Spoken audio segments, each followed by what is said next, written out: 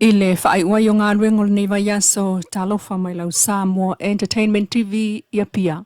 Usa mai whaafongo le whaapoponga o Atamua o le nei fo ia safareile. O le whiongol komisina o tanga ruengo leo leo au pa aulongo i tino Filipo leo ave aim tai fono le task force a leo leo. Ma le whala poptongo le to manga mo e popuanga tia le Samoa Victim Support Group. O le vai aso nei leo no to e wheilo iai i to tino i Leilua.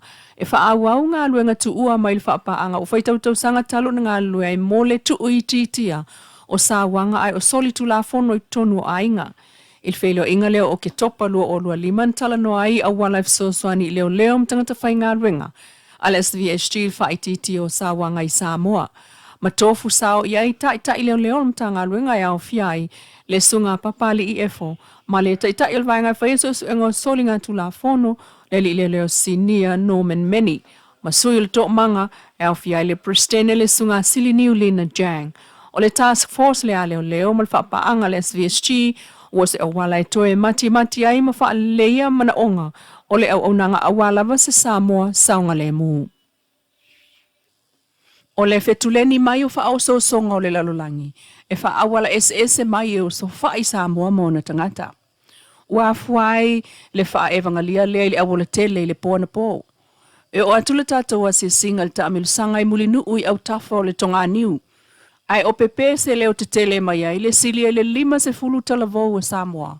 I le tuso le te au le fitu i le fiafi ma wha solo tuai i le pōna pō. Ua toto ai lo lātou tama i fale ie e wha malu ai le whaife au ma masini wha leo tele. Ai la unga le upo le atua le pensulo i muli ua lo longo ai tuli manu o le nā o ngā ele i u leo o le upu ma le anganga o le atua. Ma tātou fisiringi ai le sunga asia ta Penyamina malu lea na ia whaamatala ua whaa ia na po a sotofi o lātou whaia lea whaamanatu. O le ministry le tau o le Youth for Christ Samoa.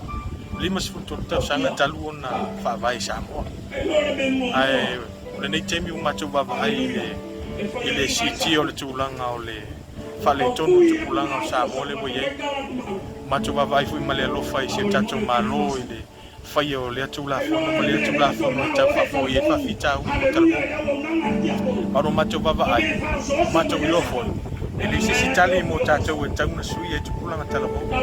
Wana o le tua, wana o le upu o le tua e mawhai o na sui ai no tu pulanga talpo. Wana na upu lea, mai ona fionga ume mai le anganga o le atua. E o ngai ao a i whaatonu whaapoto ai. O le whiauna na le momoli mo tupulanga o Samoa. E se umalava e ka le sia i la tau umau tala bauko. O lo whapenao na iei ki tono le nei wharapa tu tonga. Ai wa tupua fui e nei whaiwhianga inga la tu e ka le sia wo mai support le nei moment. Ina i whapenao na wha o le whiauna. So se tupulanga la. Ia tu te sila mai. E se umalava i la tolo i tono katoliko. O le whakasa, o le metotisi, o le lotu mamona, ia manisi o le tatou Assemblies of God. Ia le iei umalava i tono nei le nei wharapi tonga le tu sila mai ai. E leo se lotu, ai o le whiau le malo le atua ina ia momoni, e lotu whanau talavo. Ina ia tūlai mai o le message na lefia, step into your season. It is time for you to rise up. O le wana una uto whaia le ngata i nei I muli nuu. O leo ua whaafai nei na whaile mato whatasinga nei muli nuu. Pea nto sila mai ei.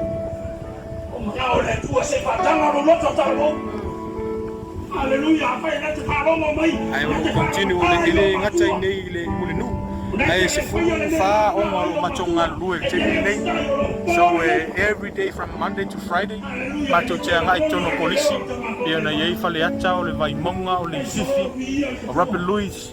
Ia ana mua ana lua sa nganga college ia le ngata fu leo primary school le mato ngā lue e pe ona ia falfitu o fangali malawi ia le ngata fu nei I po au savai ia o mai savai le mato te fata pena toi ia por kalame la vale nei ina ia moli au mo nei fa na tala mo o fa pena o na mana bia se swani fale nanga o le sunga asiata Penyamina o le fatonu o le whalapoptonga o talavau mo keriso le Youth for Christ.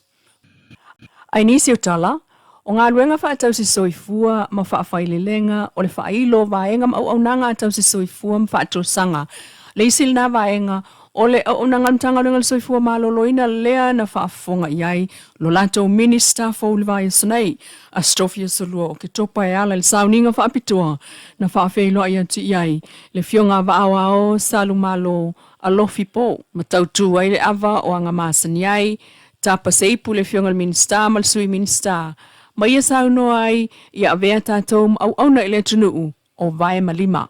Tonu to mau se tala I le tamaitai o loa aia ia le tātou palimai sa potu no wasiasi le tai o tāli fitu o iai tātou palimai. Mana o lotu mātau I na se tasi o tamaitai o vesili iai o na whaamtala mai leo e a ngai mai ia a wafo I le wha mai moi wha e nā Dr. Terry o te le mau atu ai. Na mātau tala noa. No vesili iai o ani lu tau o le ngā ruenga na ia tōla ulang le lava wala au toto. Le lava fuala au o le suka. Ma nisi lava fuala au ma tae o masiasi. O ai e whai a mo ia whai o malo, ai e whai a mo ia whai o whano lo. No sa vali mai no matutoe o mai tuasili. That is the same story. No o mai mato tua o le pese lava nai tasi. Ma ana matu asia le tatu warehouse. Mamato mata lawa lau lesi container ila ya tali le whaafita au ioe le tino e ale ananisi e ale punanisi ai au na tato olo paa pitu tasi awa o lau client o Samoa e le oe ana le se anoa Samoa e le maua se tato ngaluena ia tu matila lo fina ngalo lo tamari anga o lau na au nanga whaafetai le MUS o UM, whaatasi manisua au ngā e whaatupu la ia ai le tele o au mea tau e te tau ai ni tau e te yangi. O te whaalua ina le saunoanga le apostola. O le tisilia se tasi o tamaa na whai a Yesu, o ai ea mafua ai na mai ia le tanata le. O ia ea po ona matua tani le Yesu.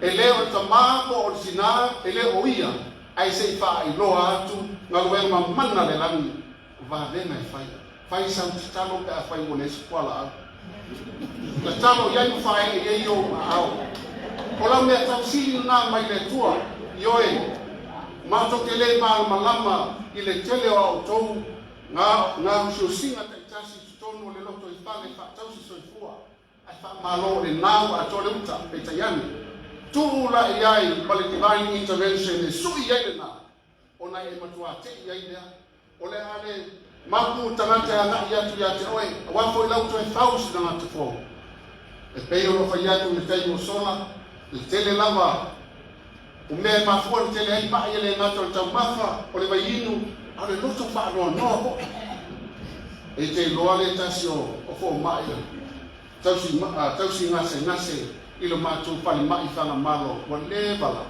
sa iai tina o te ta ua tua le mua o le tau si ngase asa vali ya tu se pae e fa pele e te no no to le anu tua pae ai la tu se wala po opa o kaise na me ai uma me ai le la to ai e to mumu la male tau si so fu ai tani uma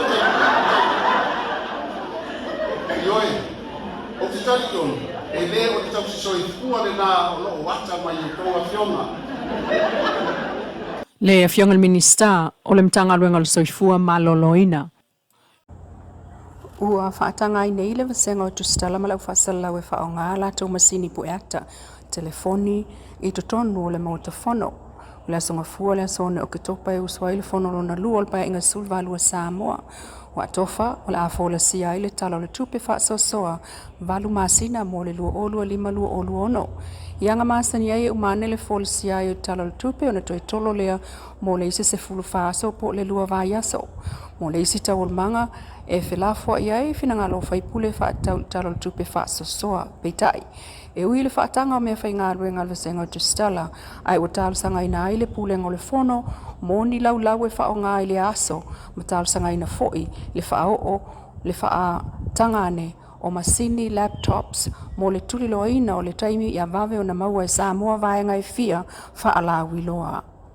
Lau Samoa Entertainment TV mai pia mana Atamua i le nei fo is Freile Emanuia tol mga ilfai ungal vayaso.